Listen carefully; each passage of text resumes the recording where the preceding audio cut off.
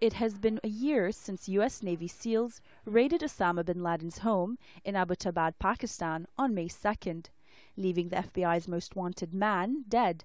The compound where bin Laden once lived with his 4 wives and children was demolished in February and is now reduced to debris.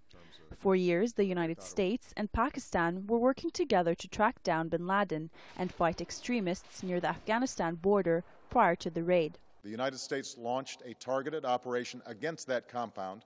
However, the U.S. kept the mission a secret from Pakistan, fearing bin Laden may be tipped off. It is well established that they were there and the attack was, and it was the attack of the sovereignty of Pakistan. This left Pakistanis outraged by the violation of their national sovereignty. On the other hand, U.S. officials questioned bin Laden's hiding in plain sight, location near one of the country's top military academies. Meanwhile, Abbottabad residents continue to raise the question on the most obvious piece of evidence from last year's raid. Where is the photograph of the dead al-Qaeda leader? Some doubt that bin Laden is really dead, but believe rather that the announcement of his killing has been used as a political ploy. What on earth is this? That they took the body from here and dumped it in the ocean? There's no truth in this. It's all a drama. They should at least show something. Give us some proof. Obviously, this is going to be used for cashing into the U.S. election. The U.S. administration said they decided not to release any photos to the public due to the graphic nature of the images, and that they would incite further violence or be used for propaganda purposes. This decision has been supported by the U.S. federal court.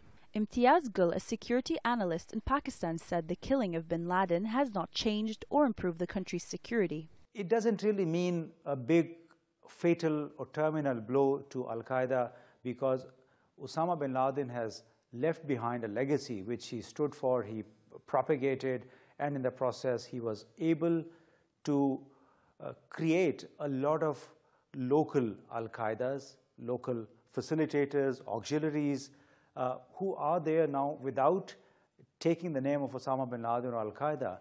The family of bin Laden was deported to Saudi Arabia on April 27, after months of speculation on the fate of his 3 wives and 11 children, who were held under Pakistani security forces following the May 2nd raid. The family, now outside Pakistan, may reveal the details on how the world's most wanted man has been able to hide in the country for years, possibly aided by elements of the powerful Pakistani military and spy agency. On the first death anniversary of the former al-Qaeda leader, dozens of Pakistani school children gathered by the demolished home of bin Laden, chanting, "We want our peace back."